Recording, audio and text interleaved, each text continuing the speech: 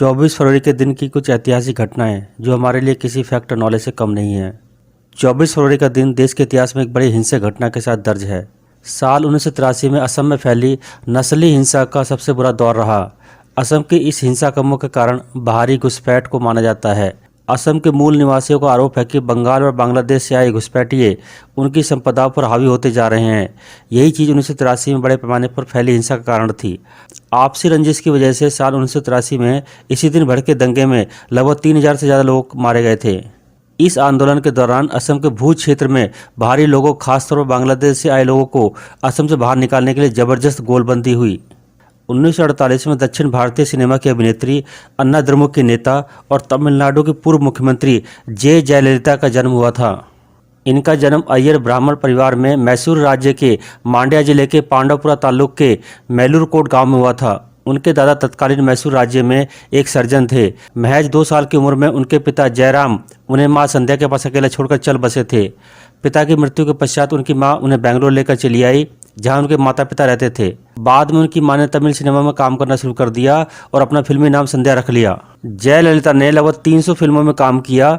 उन्होंने तमिल के अलावा तेलुगु, कन्नड़, अंग्रेजी और हिंदी फिल्मों में भी काम किया। उन्होंने धर्मेंद्र के साथ भी काम किया, किंतु उनकी ज़्यादातर फिल्में शिवाजी गणेश और एमजी रामचंद्रन के साथ आई थी। फिल्मी करियर के बाद उन्होंने एमजी रामचंद्रन के साथ 1982 में राजनीतिक करियर की शुरुआत की।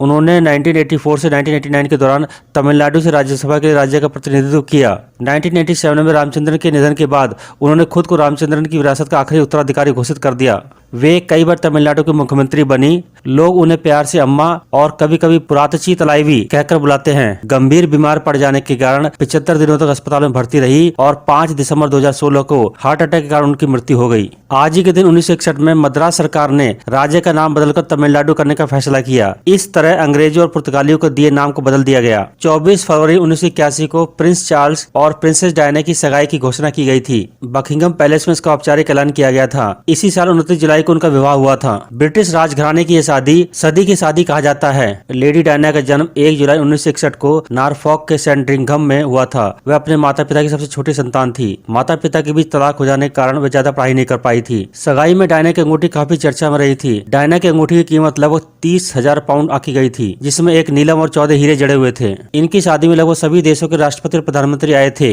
इनकी शादी के प्रसारण को टेलीविजन पर लगभग 750 मिलियन लोगों ने देखा था। प्रिंस चार्ल्स का कैमिला के साथ अफेयर होने के कारण इनकी शादी जल्द टूटने के कगार पर पहुंच गई थी। 1992 में ब्रिटेन राजघराने का यह शाही जोड़ा अलग हो गया। 31 अगस्त 1997 का वह काला दिन जब डायना अपने दोस्त के साथ डिनर पर निकली तो उनकी कार का एक्सीडेंट हो गया और 36 साल की उम्र में उनका निधन हो गया। 2005 में चार्ल्स ने अपनी नई पत्नी कैमिला पार्कर बाउल्स से शादी कर ली। 2010 में भारत के करिश्माई बल्लेबाज सचिन तेंदुलकर ने एक दिवसीय क्रिकेट में दोहरा शतक बनाया था। यह कारनामा करने वाले और दुनिया के पहले बल्लेबाज बने थे। सचिन तेंदुलकर ने ग्वालियर में इतिहास रचते हुए वनडे क्रिकेट की दुनिया का पहला दोहरा शतक ठोका था। दक्षिण अफ्रीका के खिलाफ खेले जा रहे इस मैच में तेंदुलकर ने 147 गेंदों का सामना किया और 25 चौके और 3 छक्के लगाए थे। इसके साथ उन्होंने लगभग 13 साल पुराना एक रिकॉर्ड भी तोड़ा। पहले यह पाकिस्तान के सईद अनवर के नाम था, जिन्होंने 194 रन बनाए थे। टीबी रोगाणु की पहचान 24 मार्च 1982 को हुई थी। रॉबर्ट कॉक्स ने इसे माइक्रोबैक्टीरियम ट्यूबरकुलोसिस बताया। 1943 में टीबी की पहली दवा स्पेक्ट्रोमाइसिन की खोज हुई थी।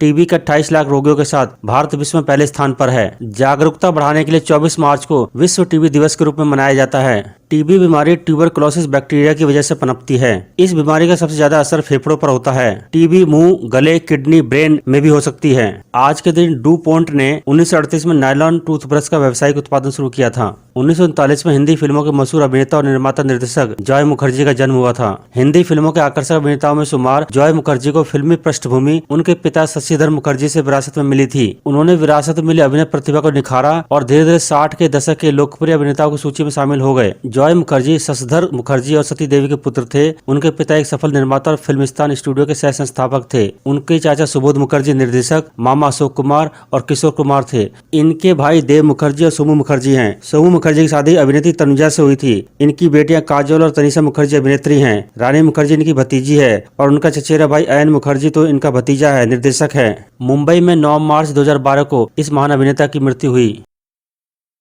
भारतीय अभिनेत्री श्रीदेवी का निधन 24 फरवरी 2018 को दुबई, संयुक्त अरब अमीरात में हुआ था। उनको महिला सुपरस्टार कहा जाता था। श्रीदेवी ने 5 फिल्मफेयर पुरस्कार जीते थे। 1980 और 90 के दशक में श्रीदेवी सबसे ज्यादा वेतन पाने वाली अभिनेत्रियों में शामिल थी। श्रीदेवी ने 60 से अधिक हिंदी फिल्मों में काम किया है। श्रीदेवी का जन्म तमिलनाडु के शिवकाशी में 13 अगस्त 1963 को हुआ था। श्रीदेवी के पिता अयप्पन यंगर पेशे से वकील थे। उनकी मां राजेश्वरी एक गृहिणी थी। श्रीदेवी का पहला विवाह 1985 में मिथुन चक्रवर्ती के साथ हुआ, लेकिन श्रीदेवी ने इसे किसी के सामने नहीं रखा। श्रीदेवी की शादी बोनी कपूर के साथ 1996 में हुई थी। उनकी शादी विवादों में रही क्योंकि बोनी कपूर की शादी पहले से मोना शौरी से हो चुकी थी। शादी के बाद श्रीदेवी के परिवार में उनके पति बोनी कपूर, सौतेला बेटा अर्जुन कपूर व बेटी अंशुला कपूर के साथ उनकी 2 बेटियां जानवी और खुशी कपूर हैं।